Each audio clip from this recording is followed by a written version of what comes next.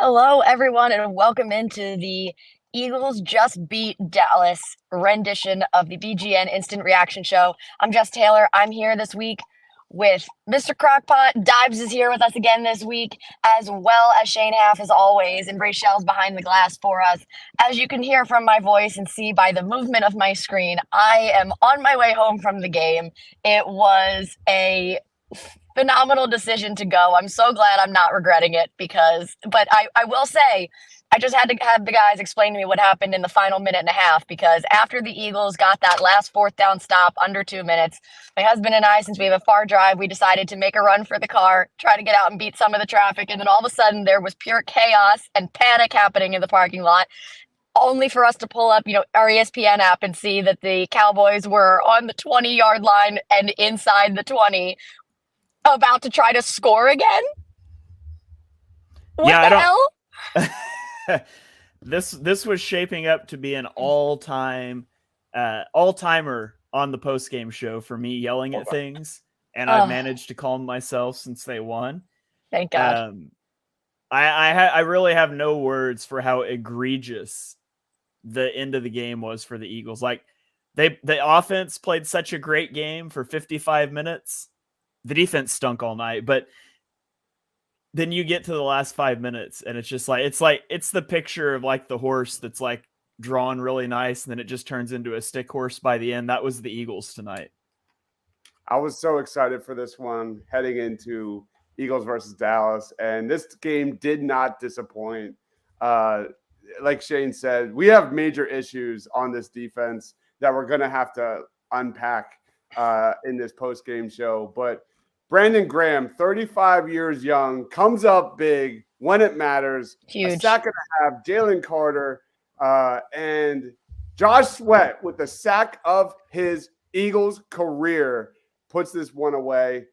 This was one of the most unbelievable Eagles versus Cowboys games I've seen in a long time. The rivalry is back. The Eagles are in the driver's seat heading forward ahead of the NFC East, a playoff bye in that first week. They're looking good. It wasn't pretty. There's a lot to unpack here. But at least now we can go into the bye happy. There's some things that need to be addressed as we go into the bye, and I think we can obviously start with the defense and the injuries. I think are obviously the two biggest ones that stand out to everyone. So, talking about the injuries to start, obviously you lose Dallas Goedert tonight, something with a forearm.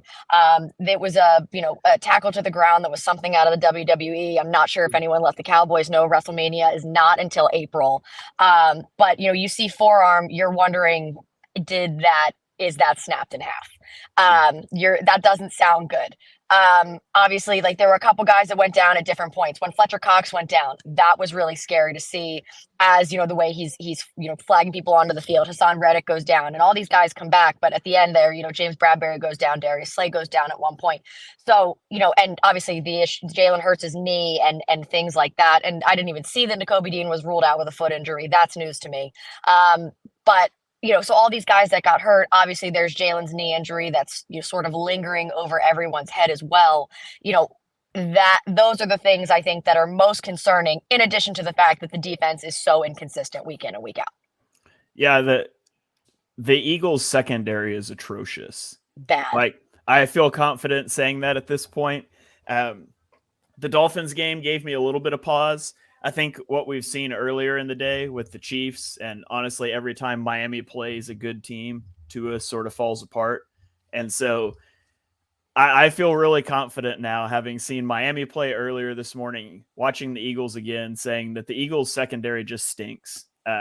James Bradbury is having the kind of year that he had that led the Giants to cut him instead of paying out the rest of his contract. Yes. Darius Slay's been up and down. He got burned by CeeDee Lamb once. That's going to happen. I didn't think he was as bad as Bradbury. Kevin Byard looked totally lost. Like he's supposed to be able to erase tight ends.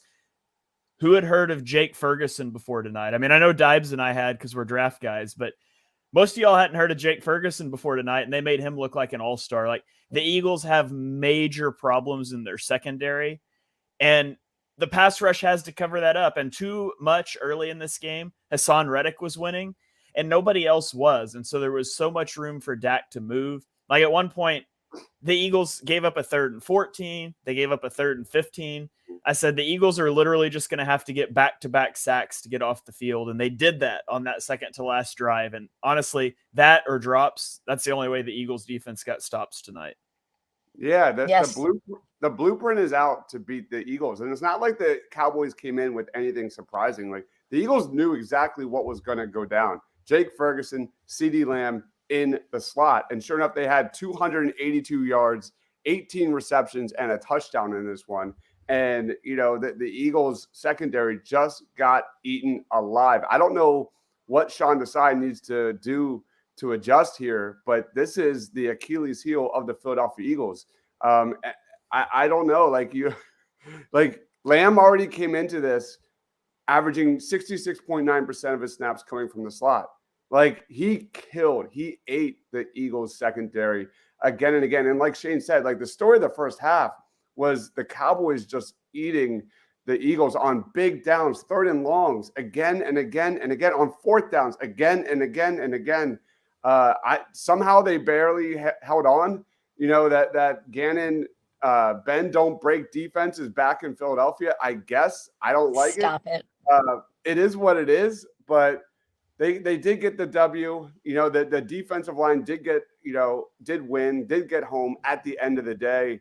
But it's scary. You know, it's scary in a playoff game. I know we're weeks away from that, but big picture wise, Sean Desai has a lot of cleaning up to do. There are major holes on this defense. And if he doesn't clean them up, especially with safety, especially with linebackers in coverage, you know, there's issues here. And I got to give a huge shout out to Zach Cunningham, who arguably had his best game as a Philadelphia Eagle. The dude was everywhere. When someone had to step up in the second half, I thought Zach Cunningham in coverage, you know, that one big stop against Dak Prescott in the red zone, Zach Cunningham was everywhere. I got to give that man a shout out for really stepping up when Bradbury, Slay, they all were garbage. I think Jess froze. I was trying to look up. I'm fairly certain. I'll get this stat in just a second, but CeeDee Lamb ended with what was it? 11 catches for 191 yards. His previous career high was 158 yards in a game. Jake Ferguson ended this game with 7 receptions for 91 yards. His previous high for a game was in both receptions. His highest before was 7 receptions, so he tied that. His highest yardage total was 77. So CeeDee Lamb and Jake Ferguson both set career best games in receptions. The Eagles secondary is not getting any healthier. You had both starting safeties. You had both starting outside corners. I mean, I guess Bradley Roby, a street free agent that you signed like 4 weeks ago, who's played 8 snaps and got hurt and hasn't played since, technically he could get healthy. Helps not walking through that door. And this secondary is atrocious. And Eli Ricks, you know, I respect Eli Ricks for trying to learn on the fly, but man, he had 2 brutal penalties. Penalties in the second half.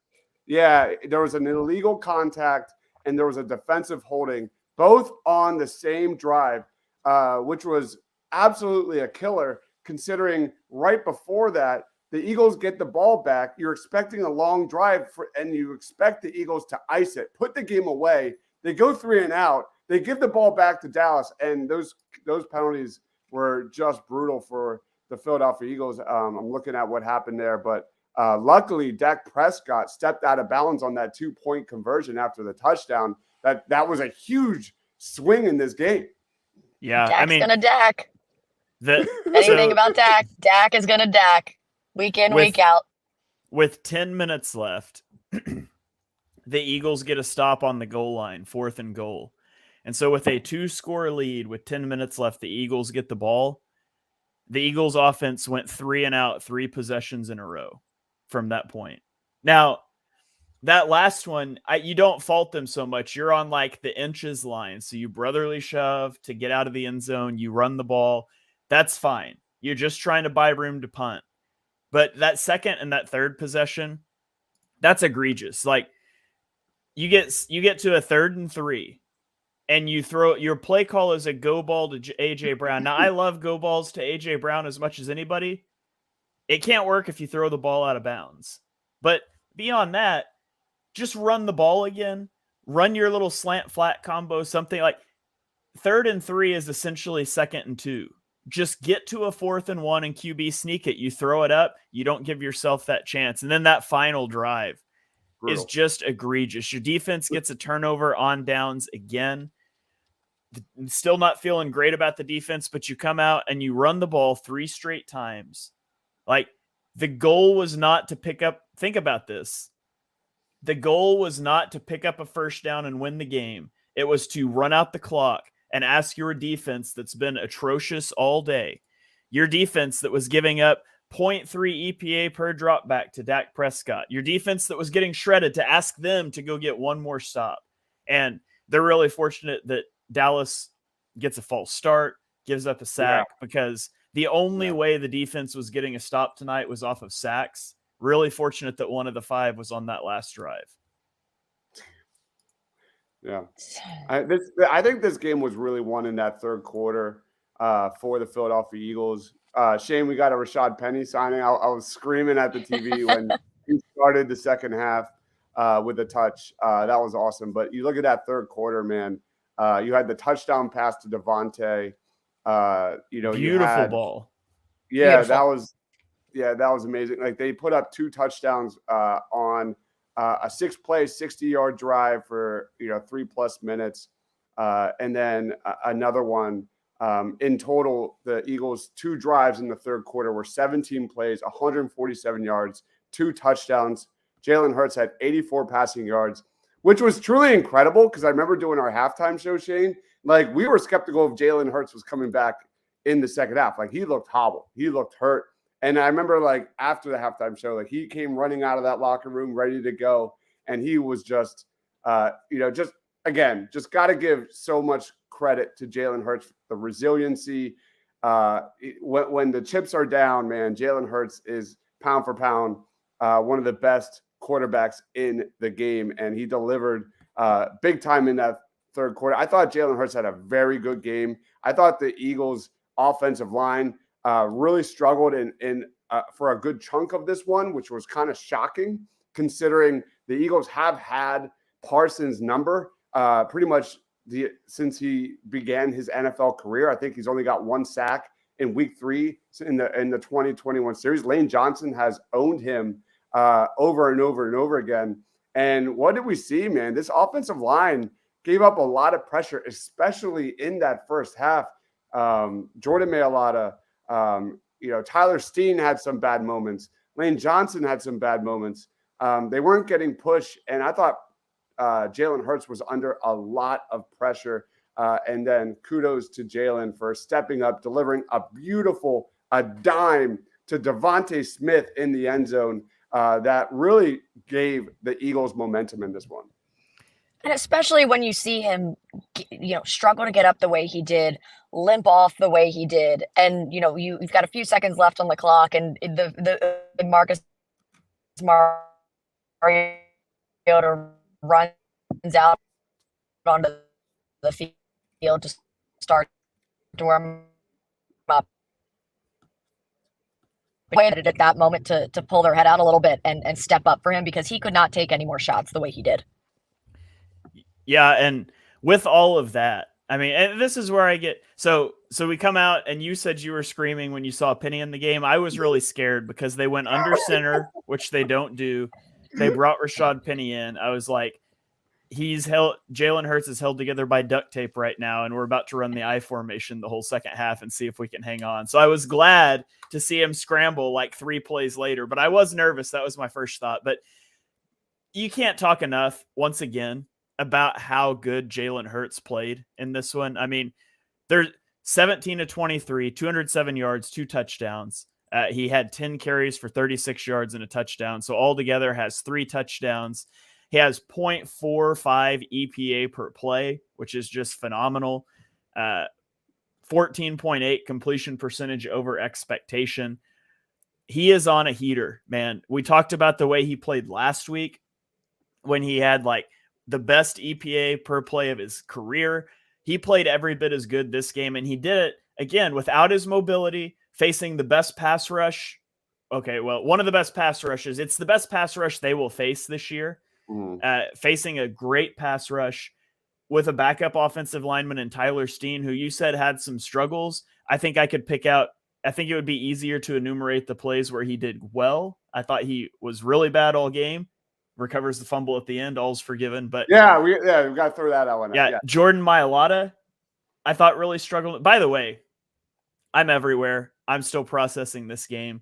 Can we talk about how asinine it is on 3rd and 7 to run a play that asks AJ Brown to inside or split zone block as a tight end, something he's never done in his life before because your tight end is hurt? Like, I get you ran that as you ran it for a touchdown. He wasn't actually blocking then. He was releasing across the formation into the flat. They legitimately asked a receiver to play tight end on 3rd down, and it caused a fumble. I thought that was just horrific. Yeah, I'm looking at some more numbers. The Eagles whiffed on their last 3 3rd down attempts, 3rd down conversions. I'm looking at the Eagles on 1st down. After the touchdown pass to Devontae Smith, the Eagles offense on 1st down had 2 yards, 2 yards, 5 yards, incomplete pass, 2 yards, a tush push, and then a swift run. Like, they did nothing on 1st down.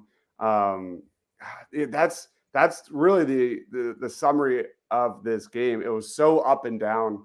Luckily, it was Jalen Hurts just putting this team on his back in big moments. And for better or worse, they did get the W.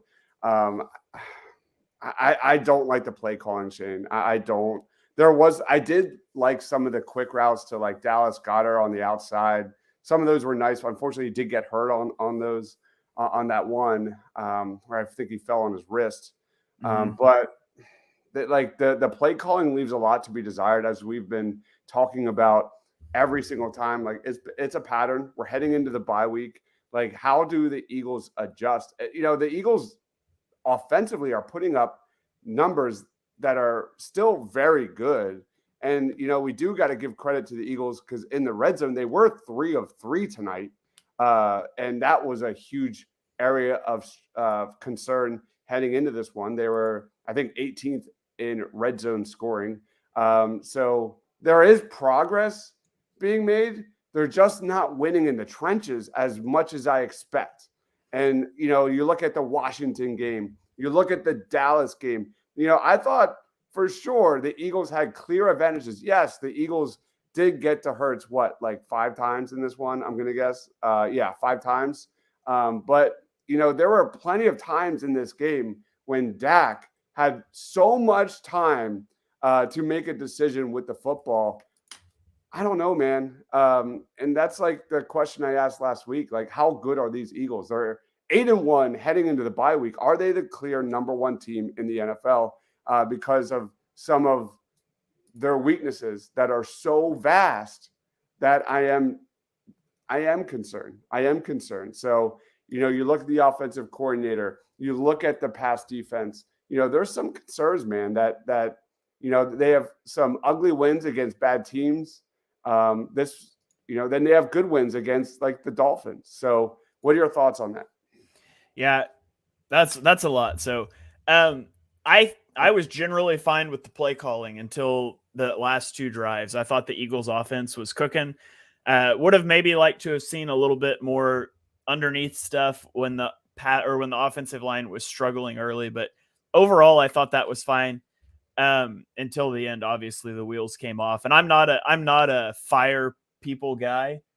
If Brian Johnson ever manages the end of a game like that again, I don't care if the Eagles put up 50 points a game for the next 6 weeks and then he manages an end of game like this again, he should be fired immediately. Like, that was egregious, the way that they handled that. We've been saying that. Like, we've been calling this out. Like, they had, who was it? Swift had the fumble and luckily they recovered it. But like the play calling in the red zone, now it's the play calling in big moments. Like at what point is enough is enough? Yeah, Swift put the ball on the turf twice tonight, too, by the way. So the Eagles, fortunately, they don't turn the ball over, but they put the ball on the turf 3 times and didn't end up turning it over. No interceptions, so clean game there.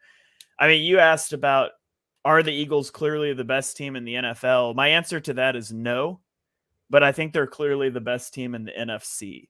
I think the Ravens are so good. I think that the Chiefs are going to be the Chiefs. But when you look across the landscape of the NFC, you have, the 49ers are on a 3-game losing streak, right? You're going to play them later, but you've got a 2-game lead over, or 2.5 game technically lead over them.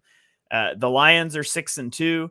I don't really think the Lions are for real. You've got a 2-game lead over the Cowboys, and you have the tiebreaker for now. So at the end of the day, you feel good about the fact that you are where you are now. You're 7-1, 7-1, right? Is it 8-1? I get it all confused now. 7-1, 8-1, 8-1. I can't think. You're 8-1. You're headed into the bye, right? And of course, you've got the schedule coming up, but you look at the Lions. I mean, the Lions, they're probably the next contender.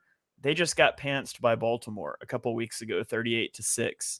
They lost to Seattle in overtime earlier in the year. So I feel good about where the Eagles are at. You look at this murderer's row that's coming up. You get the bye. You go at Kansas City, versus Buffalo, versus San Francisco, at Dallas, at Seattle. Those 5 games, even if you go 2-3 in that 5-game stretch, you end with Giants, Cardinals, Giants. Giants, by the way, lose Daniel Jones probably for the year to an ACL injury today. Even if you go 2-3 in those 5 weeks, that's what, 13-4 for the season. That's phenomenal. So we're going to find out a lot about the Eagles off of the bye. Hopefully they're able to get healthy. Hopefully they're able to figure out some of this stuff on the back end of the defense, because that's my concern. I think the offense has been really good the last month of the season. I think the pass rush has been generally really good. It's the secondary that is the major concern for me, and it's going to remain the concern until I see them play well against a good team. Can I give a Eagles/Cowboys player of the game in this one? Go for it. Yeah, I'm looking at Terrence Steele, the right tackle for Dallas. I don't know about you, Shane. Like, obviously, we're going to watch the all-22, but like, it feels like so much pressure for the Eagles came on that side. Whether it was Hassan Reddick, Josh Sweat, Brandon Graham, they all kind of seem to come on that left side. Terrence Steele in this one. You look back at that Niners game where he gave up 8 pressures earlier this season, and really Dak struggled in that one. I can't wait to see the numbers in this one tonight or tomorrow, because I feel like the Eagles really found a mismatch there on that side of the Cowboys offensive line. This is kind of a feel-good win too, to see Brandon Graham have his moment.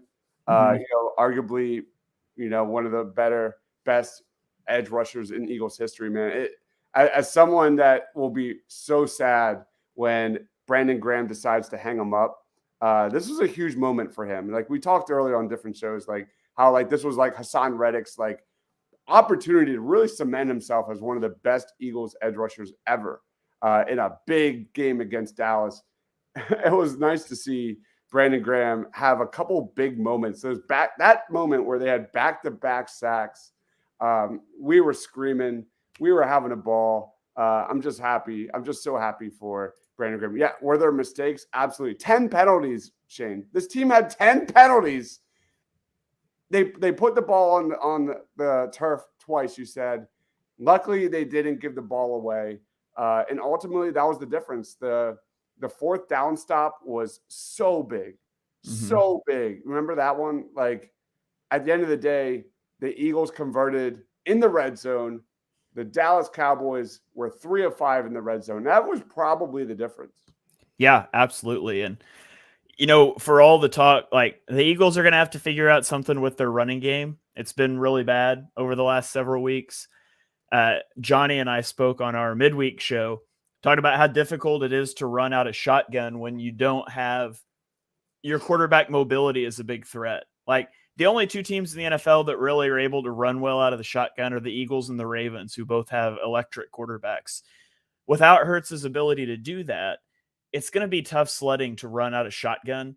But then the passing game is working so good. Do you really want to start going under center? I think they need to flesh that out a little bit over the bye week, add in a little bit of under center stuff. But in this game, the Eagles had 21 rush attempts on first or second down with a 33% success rate. They only moved the chains 10% of the time when they called a run play on first or second down. So I don't want to hear run the ball anymore this week. I've been saying that for weeks. It's not working. Jalen Hurts is working. Jalen Hurts is carrying the offense. A.J. Brown's carrying the offense. The run game has done nothing for the last month of the season. And hopefully you get that. You need that added back in. You need Cam Jurgens back. You need Jalen Hurts healthy because you want to be more balanced down the stretch. But Jalen Hurts is showing you that he is good enough with no running game, with no mobility to put up electric numbers and carry this offense. And you love to see that. Yeah, you look at this Eagles rushing attack has really struggled the last 4 weeks. Yeah, they did have 109 yards, but just 3.3 yards per carry. Really, since the New York Jets game, they have really struggled moving the ball on the ground. 3.6 yards against the Jets, 2.9 yards per carry against the Dolphins, 2.7 yards per carry against Washington, and now 3.3 against the Dallas Cowboys. I mean, that's you nailed it, Shane. Like not having a fully healthy Jalen Hurts, that shows you how critical, how vital this dude is to the Eagles' zone rushing attack, and it's changed everything. Regarding the makeup of this team, I think like Eagles fans don't want to admit it, but it's the truth. The Eagles are a passing offense. So, everyone always says like run the GD ball, but they want to pass the ball. They have arguably one of the best wide receivers in memory in A.J. Brown right now. And, you look at Jalen Hurts and his growth and improvements inside the pocket, it's real. Jalen Hurts the last few weeks has been putting on a clinic with some of the best balls he's thrown in his career. I don't really care about running the ball or passing the ball. If it's a check down, if it's a quick screen, it's all the same, right? So at the end of the day, we'll see. We'll see what adjustments Nick Sirianni makes with Brian Johnson as the play caller, because something has to change, especially when they get down, into the goal line, into the red zone. Some of these situational play calls for the Philadelphia Eagles through 9 games leaves a lot to be desired. I mean, but the red zone's gotten so much better. Like coming into this game over the last 3 weeks, the Eagles had scored a touchdown on 64% of their red zone trips, which would rank 7th in the NFL on the season as a whole. They were 3 of 3 tonight. Like I think the red zone's working itself out. But it's still some of those situational things like we talked about there at the end of the game. It's the jet sweep. That was probably the best Eagles play we have seen in weeks. That was amazing. Yeah. I just want to see some more creativity. I want to see some more, interesting concepts within this offense. I want to see more motion with this offense. You've got Devontae, man. Like, get that guy going and get that guy in space. They don't really do that. So it was nice to see Goddard until he got injured. Like that one play he had running down the sideline, that was a great play call. Unfortunately, he got hurt. We just need to see more of it. Yeah, and hopefully Goddard's okay. As soon as the guy fell on his arm, I thought like that's probably broken. And then they showed like when they came back from commercial, they showed like the trainers like massaging his forearm. I was like, well, it's probably not broken or they wouldn't be poking on it like that. Yeah. And then the Eagles tweeted out that he's questionable to return with a forearm injury. And I was like, okay, he's probably not coming back, but questionable means, I mean, they wouldn't say questionable if it was broken. And like right after I said that, the Eagles were like, he's been downgraded to out. And I was like, okay, now I don't feel so good. So hopefully he's healthy. Hopefully Cam Jurgens comes back. after the bye healthy, Jalen Hurts' knee gets healthy, and all of those things. But you guys here in the comments, keep the comments rolling along. Love to interact with you guys that way as we bring Rachel in to find out what's going on Twitter. I do just have to point out my favorite play of the game was when Zach Cunningham and Darius Slay teamed up to use Dak Prescott as a helicopter. That was one of my favorite moments of the game. So, yeah, Zach Cunningham was everywhere in this first half, man. Him in coverage. When they there was a play with him and Kevin Byard where it was a quick screen and him and Kevin Byard just crushed that. I don't remember who it was. It was a receiver, I believe, but it was amazing. Yeah. Also, speaking on Kevin Byard, it is so funny to me. He got the penalty on that one play, but the fact that he really has something against the Cowboys. Because we saw the clip when they signed him of him stomping on the star. So it's like he really does have something against the Cowboys. And in an interview earlier this week, he was talking about how he wasn't going to get a penalty for Nick Sirianni, and he got a penalty. So that was kind of funny to see. But I did have a couple of takeaways from this game before I get into the 3-word reactions. One of them, happy birthday, Jason Kelce.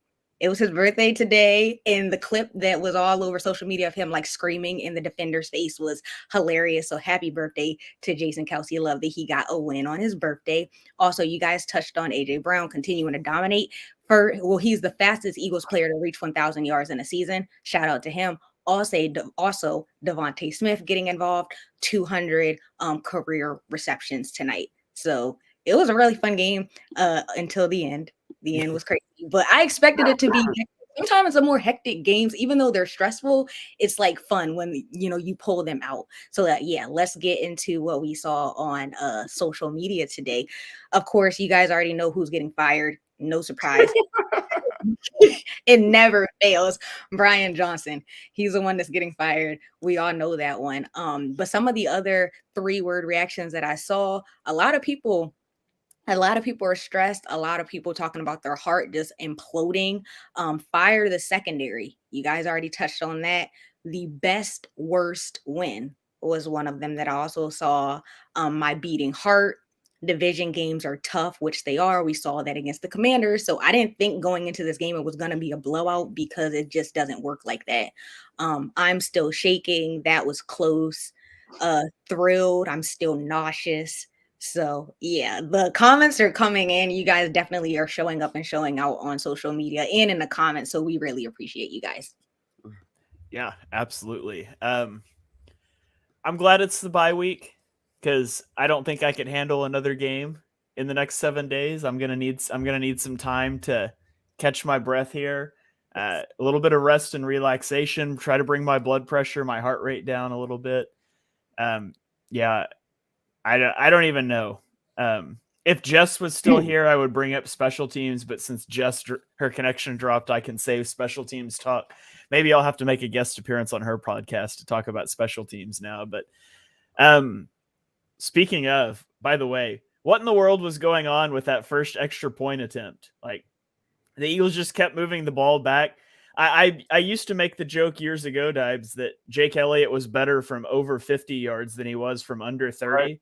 Maybe that joke's just hitting like a year too late, but man, I don't know. So the Eagles are 8-1 heading into their bye. Obviously, we talked about the schedule coming up, but what are your thoughts heading into the bye week? Where are you at? Big picture. How do you feel about this team through the first 9 weeks of the season? It's interesting because they're not even close. Shane, not even close to playing their best ball.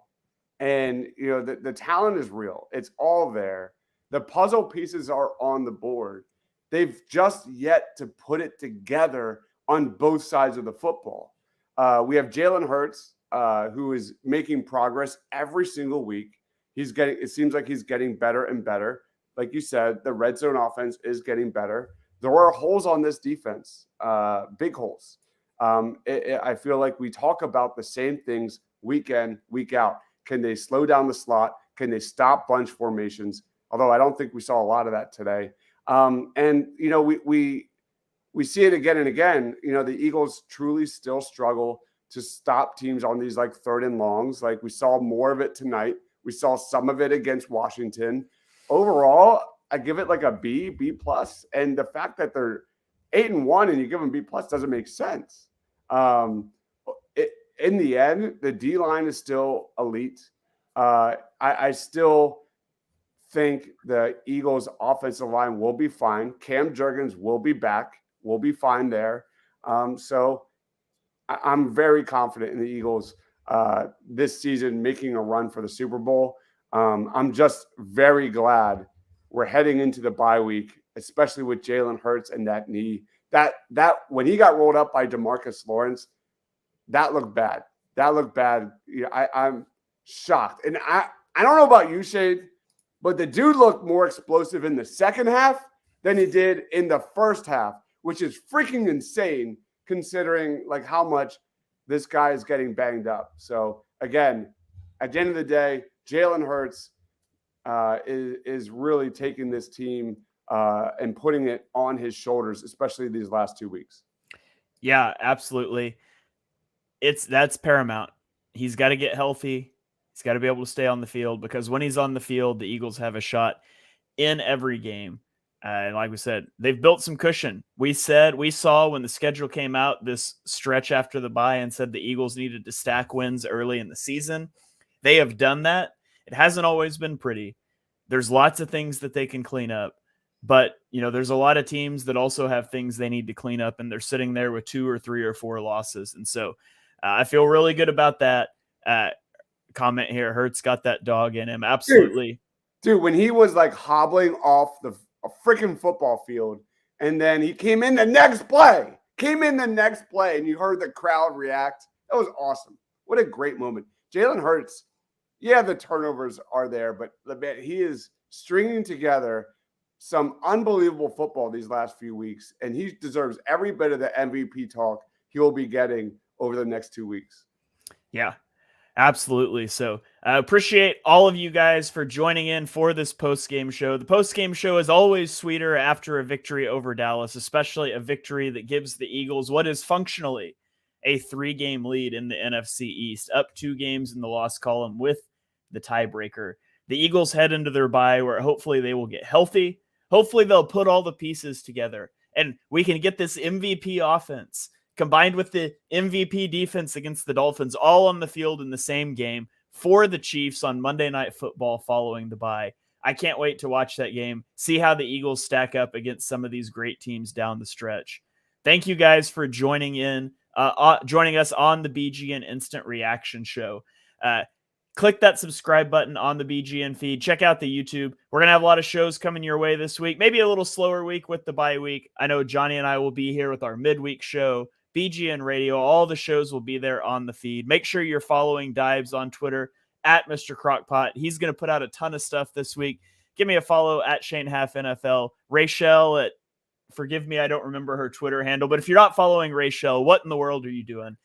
Make sure you're giving her a follow. We will catch you guys in 2 weeks on Monday Night Football when the Eagles go to Arrowhead to take on the Kansas City Chiefs. You guys enjoy the bye week. Enjoy having the 1 seed for now in the NFC. Enjoy having a quarterback in the MVP race. Enjoy a week after the Dallas victory. There's a lot of things to enjoy this week.